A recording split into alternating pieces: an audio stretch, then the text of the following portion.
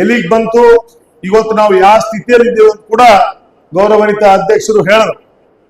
ಬಹಳ ಸಂತೋಷ. ಇವತ್ತು ತಾವೆಲ್ಲ, ನಾನು ಕೂಡ 2022ರಲ್ಲಿ ಕೂಡ ಈ ಒಂದು ಕಾರ್ಯಕ್ರಮದಲ್ಲಿ ನಾನು ಭಾಗಿಯಾಗಿದ್ದೆ.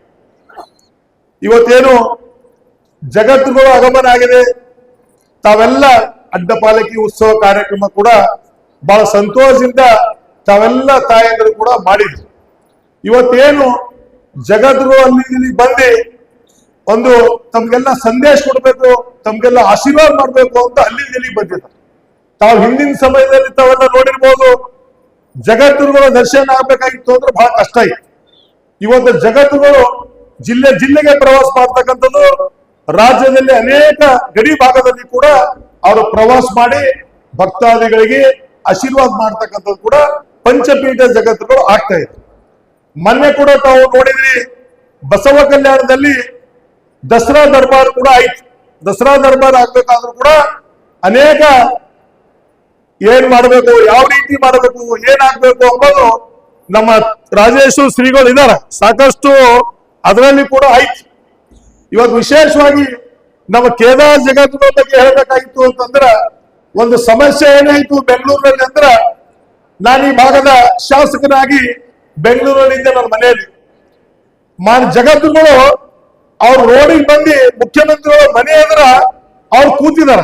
ಯಾಕಂದ್ರ ಜವರಿಗೆಯಲ್ಲಿ ಅಡ್ಡಪಾಲಕಿ ಉತ್ಸವ ಮಾಡ್ಬೇಕಾಗಿತ್ತು. ಅಲ್ಲಿ ಏನೋ ಸರ್ಕಾರ ಸ್ವಲ್ಪ ಅಡ್ಡಪಾಲಕಿ ಉತ್ಸವ ಬೇಡ, ಅಲ್ಲಿರ್ತಕ್ಕಂಥ ಜನ ಏನೋ ಸ್ವಲ್ಪ ಇದು ಮಾಡಿದಾಗ ಸಾಕಷ್ಟು ಬೇಜಾರು ಮಾಡ್ಕೊಂಡು ಜಗತ್ತುಗಳು ಬಂದು ರೋಡಿಗೆ ಕೂತಿದ್ದಾರೆ. ನಾನ್ ಟಿವಿಯಲ್ಲಿ ನೋಡ್ತಾ ಇದ್ದ, ಜಗತ್ತುಗಳು ಯಾಕೆ ರೋಡಿಗೆ ಕೂತಿದಾರ, ಯಾಕಂದ್ರೆ ನಮಗೂ ಕೂಡ ಒಂದು ಸಮಾಜದ ಒಂದು ಅಭಿಮಾನ. ನಾನು ನೋಡಿದಾಗ ಜಗತ್ತುಗಳು ರೋಡಿಗೆ ಕೂತಿದಾರ ಅಂತ ನಾನು ಮನೆಯಿಂದ ಸೀದಾ ನಾನು ಎಲ್ಲಿ ಕೂತಿದ್ರು ಅವ್ರು ಹೋದ ಜಗತ್ತುಗಳು ಹತ್ರ, ಅಪ್ಪ ಜಗತ್ತುಗಳೇ ಯಾಕೆ ಏನಾಗಿದೆ ಅಂತ ಅವ್ರು ಹೇಳಿದ್ರು, ಇಲ್ಲ ಇಲ್ಲಿ ನಿಮ್ಮ ಮುಖ್ಯಮಂತ್ರಿಗಳು ಬರ್ಬೇಕು, ಅದ್ರ ಬಗ್ಗೆ ಹೇಳ್ಬೇಕು, ಅವ್ರು ಹೋಗ್ಬೇಕು ಅಂತ ಕೂತರು. ಆಮೇಲೆ ನಾನು ಮುಖ್ಯಮಂತ್ರಿಗಳು ಹೋದ, ಮುಖ್ಯಮಂತ್ರಿ ಹೇಳಿದ್ರು, ಇಲ್ಲಪ್ಪ ರಾಜಶೇಖರ್ ಪಾಟೀಲ್ ಅವರಿಗೆ ಜಗತ್ತುಗಳು ಇಲ್ಲಿ ಕರ್ಕೋಬ, ನಾವು ಎಲ್ಲ ಮಾತಾಡಿ ಮಾಡೋಣ.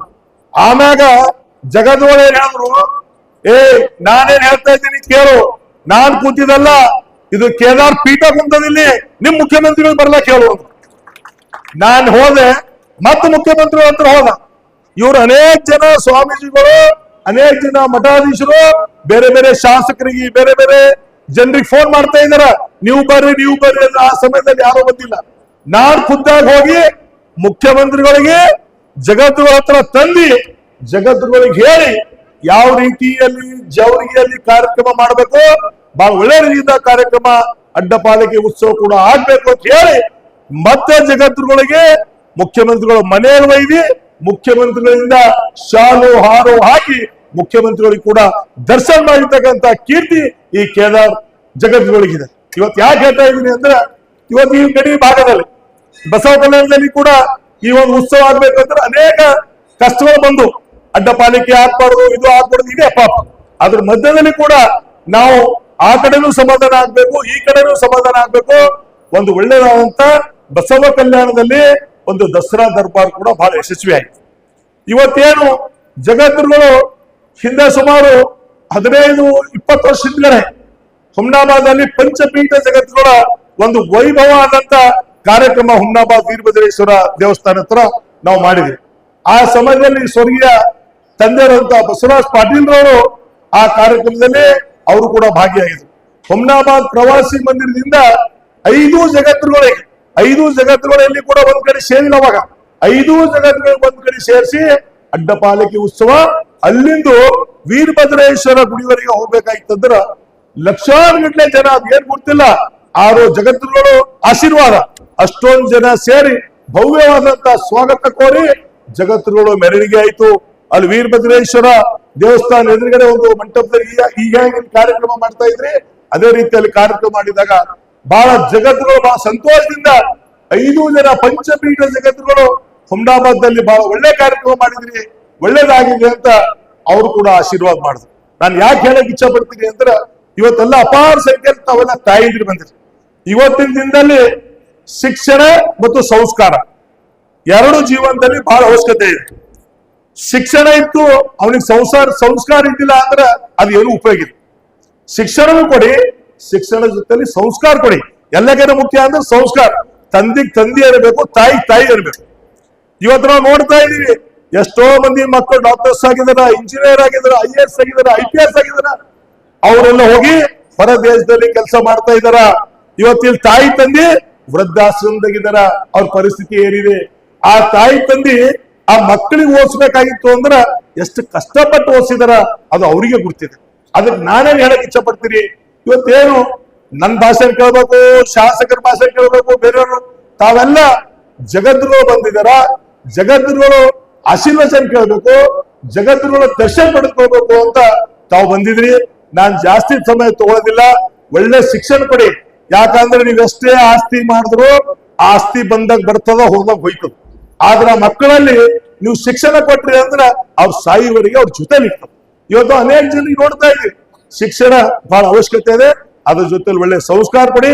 ಒಬ್ಬ ದೇಶದ ಒಬ್ಬ ಒಳ್ಳೆ ಪ್ರಜೆ ಆಗಿ ಅವ್ರು ಒಳ್ಳೆ ರೀತಿಯಿಂದ ಕೆಲಸ ಮಾಡ್ತಕ್ಕಂತ ಇದ್ರಲ್ಲಿ ತಾವು ಮಕ್ಕಳಿಗೆ ಆಶೀರ್ವಾದಿಸ್ರಿ, ಅವ್ರಿಗೆ ಒಳ್ಳೆ ಸಂದೇಶ ಕೊಡ್ತಕ್ಕಂತ ವ್ಯವಸ್ಥೆ ಮಾಡ್ರಿ. ಇವತ್ತೇನು ಕೇದಾರ್ ಶ್ರೀಗಳು ಜಗದ್ಗುರುಗಳು ಇಲ್ಲಿ ಬಂದಿದ್ದಾರ. ನಾನು ಸಾಕಷ್ಟು ಬಾರಿ ಬೇರೆ ಬೇರೆ ಮಹಾರಾಷ್ಟ್ರದಲ್ಲಿ ಎಲ್ಲೆಲ್ಲಿ ಕಾರ್ಯಕ್ರಮ ಅಲ್ಲಿ ಕೂಡ ನಾನು ಹೋಗಿ ಭಾಗಿಯಾಗಿದ್ದೀನಿ. ಎಲ್ಲೆಲ್ಲಿ ಪಂಚಮೀಡ ಜಗದ್ಗುರು, ಅದು ವಿಶೇಷವಾಗಿ ಕೇದಾರ್ ಜಗದ್ಗುರು ಎಲ್ಲೆಲ್ಲಿ ಹೋಗ್ತಾರೆ, ಅಪಾರ ಸಂಖ್ಯೆಯಲ್ಲಿ ಜನ ಅಲ್ಲಿ ಅವರ ಒಂದು ಆಶೀರ್ವಚನ ಕೇಳಬೇಕು. ಇವತ್ತು ಇದರಲ್ಲಿ ಭಾಗಿಯಾಗ್ತಕ್ಕಂಥ ಇದೆ. ಇವತ್ತಿಗೆ ಮಾತಾಡುವಾಗ ಹೇಳ್ತಾ ಇದ್ರು, ಇಲ್ಲ ರಾಜಶೇಖರ್ ಪಾಟೀಲ್ ತಾವು ಒಂದ್ಸಲ ಕೇದಾರ್ ಅಲ್ಲಿ ಕೂಡ ಬರ್ರಿ ಅಂತ ಅಪ್ಪರ ಆಜ್ಞೆ ಆಗಿದೆ. ಅಲ್ಲಿ ಕೂಡ ಹೋಗಿ ಕೇದಾರ್ ಅಲ್ಲಿ ಕೂಡ ಹೋಗಿ ದರ್ಶನ ಪಡೆದುಕೊಳ್ತಕ್ಕಂಥ ಆ ಸೌಭಾಗ್ಯ ನನಗೆ ಸಿಗ್ತಾ ಇದೆ. ನಾನು ಕೂಡ ಅಲ್ಲಿಗೆ ಹೋಗಿ ಒಂದ್ಸಲ ದರ್ಶನ ಪಡೆದುಕೊಳ್ತೀನಿ. ಇವತ್ತೇನ್ ನಮ್ಮ ಬೊಮ್ಮನೆಯವರು ಬಹಳ ಹೇಳಿದ್ರು, ಪಾಪ ಎಲ್ಲಿಂದ ಪ್ರಾರಂಭ ಆಯ್ತು, ಹೆಂಗಾಯ್ತು, ಬರೇ ರಾಜಕೀಯ ದುರುಡ್ರು ಅಂತ ಹೇಳಿದ್ರು. ವೈಯಕ್ತಿಕವಾಗಿ ಯಾರ್ದು ಕೂಡ ಅವ್ರ ಹೆಸರು ಹೇಳಿಲ್ಲ. ಸುರೇಶ್ ಕುಮಾರ್ ಅವರೇ ಪರವಾಗಿಲ್ಲ, ಯಾರ್ಯಾರ ಸಮಯದಲ್ಲಿ ಏನೇನಾಯ್ತು, ಎಲ್ಲಿಂದ ಪ್ರಾರಂಭ ಆಯ್ತು ಎಲ್ಲನೂ ಕೂಡ ಚಡುಗುಪ್ಪ ಜನರಿಗೆ ಗೊತ್ತಿದೆ. ಇದು ಎಲ್ಲಿಂದ ಪ್ರಾರಂಭ ಆಯ್ತು, ಹೆಂಗಾಯ್ತು, ಅದು ಒಳ್ಳೆನೆ. ಪಾಪ ಏನು ಹೇಳಿಲ್ಲ ಅವರು. ನಾನು ಇಷ್ಟೇ ಬಿಡ್ತೀನಿ, ಅಧ್ಯಕ್ಷರಿಗೆ, ಗೌರವಾನ್ವಿತ ಸದಸ್ಯರಿಗೆ ಒಳ್ಳೆ ಕಾರ್ಯ ಮಾಡಿ ಸಂಪೂರ್ಣವಾದಂತ ಸಹಕಾರ, ತನು ಮನ ಧನ ಎಲ್ಲರಿಂದ ಕೂಡ ಸಹಕಾರ ಮಾಡ್ತಕ್ಕಂಥ ಒಳ್ಳೆ ಕೆಲಸ ಮಾಡುವಾಗ ಎಲ್ಲರ ಸಹಕಾರ ಅವಶ್ಯಕತೆ ಇದೆ. ಬೊಮ್ಮನೆಯವರೇ, ಒಂದ್ ಕಾಯಿ ತಾಲಿ ಹೊಡಿರಿ, ಹೊಡ್ಲಿಕ್ಕಾಗಲ್ಲ, ಎರಡು ಕೈ ಬೇಕು. ಎರಡು ಕೈ ಇದ್ರೆ ತಾಲಿ ಹೊಡ್ಲಿಕ್ಕಾಯ್ತದ. ಅದನ್ನು ಸ್ವಲ್ಪ ಇದು ಮಾಡ್ಕೊಳ್ಳಿ. ಆ ರೀತಿಯಿಂದ ಒಳ್ಳೆ ಅಭಿವೃದ್ಧಿ ಮಾಡ್ರಿ. ನಿಮ್ ಜೊತೆಲಿ ನಾವಿದ್ದೀವಿ. ಯಾವುದೇ ಒಂದು ಯಾವ ರೀತಿ ನಿಮ್ಗೆ ಸಹಕಾರ ಬೇಕೋ ಎಲ್ಲ ರೀತಿಯಿಂದ ಸಹಕಾರ. ಯಾಕಂದ್ರೆ ಅದು ನಮ್ಮ ಮಾಡ್ತಕ್ಕಂಥ ನಮ್ಮ ಕರ್ತವ್ಯ ಇದೆ. ನಾವೆಲ್ಲರೂ ಕೂಡಿ ಅಭಿವೃದ್ಧಿ ಮಾಡ್ತಕ್ಕಂಥ ಇದರಲ್ಲಿ ಈ ಇನ್ನೂ ದೇವಸ್ಥಾನ ಅಭಿವೃದ್ಧಿ ಆಗ್ಲಿ ಅಂತ ನಾನು ಪ್ರಾರ್ಥನೆ ಮಾಡಿ, ನಾನು ವಿಶೇಷವಾಗಿ ನನಗೂ ಕೂಡ ಕರೆದಿ ಮಾತಾಡಕ್ಕೆ ಅವಕಾಶ ಕೊಟ್ಟಿರ್ತಕ್ಕಂಥ ಗೌರವಾನ್ವಿತ ಅಧ್ಯಕ್ಷರು, ಸದಸ್ಯರು ತಮ್ಮೆಲ್ಲರಿಗೂ ಕೋಟಿ ಕೋಟಿ ಅಭಿನಂದನೆಗಳು ಸಲ್ಲಿಸ್ತೀನಿ. ಈಗಾಗಲೇ ನನ್ನ ಸಂಚಾಲಕರು ಮಾತಾಡುವಾಗ ಹೇಳಿದ್ರು, ಮಾನ್ಯ ಯುವಕರಾದಂತ ಲೋಕಸಭಾ ಸದಸ್ಯರಂತ ಸಾಗರ್ ಖಂಡ್ರೆ ಅವರು ಕೂಡ ಬರ್ತಾ ಇದ್ದಾರಂತ. ಬಹಳ ಒಳ್ಳೇದಾಯ್ತು. ನನಗೂ ಕೂಡ ಫೋನ್ ಮಾಡಿದ್ರು. ಸಾಗರ್ ಖಂಡ್ರೆ ಅವರು ಕೂಡ ನಮ್ಮ ಬೀದರ್ ಜಿಲ್ಲೆಯ ಲೋಕಸಭಾ ಸದಸ್ಯರಿದ್ದಾರ. ಅವರು ಕೂಡ ಜಗದ್ಗುರುಗಳ ಸನ್ನಿಧಿಯಲ್ಲಿ ಬಂದು ಆಶೀರ್ವಾದ ಪಡ್ಕೊಳ್ಬೇಕು ಅಂತ ಸಾಗರ್ ಖಂಡ್ರೆ ಅವರು ಬರ್ತಾ ಇದ್ದಾರ. ಆ ಸಲುವಾಗಿ ತಮ್ಗೆಲ್ಲರಿಗೆ ನಾನು ಕೋಟಿ ಕೋಟಿ ಅಭಿನಂದನೆಗಳು ಸಲ್ಲಿಸಿ ನನ್ನ 4 ಮಾತು ವಿರಾಮ ಕೊಡ್ತೀನಿ. ಜೈ ಹಿಂದ್, ಜೈ ಕರ್ನಾಟಕ. ಖರೀದಿಸುವ ಪ್ಲಾನ್ ಇದ್ದೀರಾ? ಹಾಗಾದ್ರೆ ಕೇತಕಿ ಡೆವಲಪರ್ಸ್ ನಲ್ಲಿ ಮೂಲಭೂತ ಸೌಕರ್ಯಗಳುಳ್ಳ CC road, footpath, garden, under drainage, water supply, ಉತ್ತಮ ಪರಿಸರವುಳ್ಳ ಫ್ಲಾಟ್ಸ್ ಲೇಔಟ್ ಲಭ್ಯ. ಬೀದರ್, ಹುಮ್ನಾಬಾದ್ ಸೇರಿದಂತೆ ಹಲವು ಭಾಗಗಳಲ್ಲಿ ಸುಂದರ ಲೇಔಟ್ಗಳಿದ್ದು ಅತ್ಯುತ್ತಮ ಬೆಲೆ, EMI ಸ್ಕೀಮ್ ಅನ್ನು ಲಭ್ಯ. ಹಾಗಿದ್ರೆ ತಡೆಯಾಕೆ, ಹಿಂದೆ ಸಂಪರ್ಕಿಸಿ 7676474747 MD ಸಂಗಮೇಶ್ ಚಿದ್ರಿ, ಹುಮ್ನಾಬಾದ್. ಗ್ರಾಹಕರ ಸ್ಯಾಟಿಸ್ಫ್ಯಾಕ್ಷನ್ ನಲ್ಲಿ ನಂಬರ್ 1 ತೃಪ್ತಿಕರ ದೈಹಿಕವಾದ ಹುಮ್ನಾಬಾದ್ನ SV TVS ಶೋರೂಮ್ ನಿಮಗಾಗಿ ತರುತ್ತಿದೆ ಹೊಸ ಮಾಡೆಲ್ಗಳ ಹೊಸ ಬೈಕ್ಗಳು. ಇಲ್ಲಿ TVS ನ ಸ್ಪೇರ್ ಪಾರ್ಟ್ಸ್ ಹಾಗೂ ಸರ್ವಿಸ್ ಕೂಡ ಲಭ್ಯ. ಹಾಗಿದ್ರೆ ತಡೆಯಾಕೆ, ಹಿಂದೆ ಭೇಟಿ ನೀಡಿ. ನಾಗಲಕ್ಷ್ಮಿ ದಾಬಾ ಹತ್ತಿರ, ಗುಲ್ಬರ್ಗಾ ರೋಡ್, ಹುಮ್ನಾಬಾದ್. ಹೆಚ್ಚಿನ ಮಾಹಿತಿಗಾಗಿ ಸಂಪರ್ಕಿಸಿ 8494951009.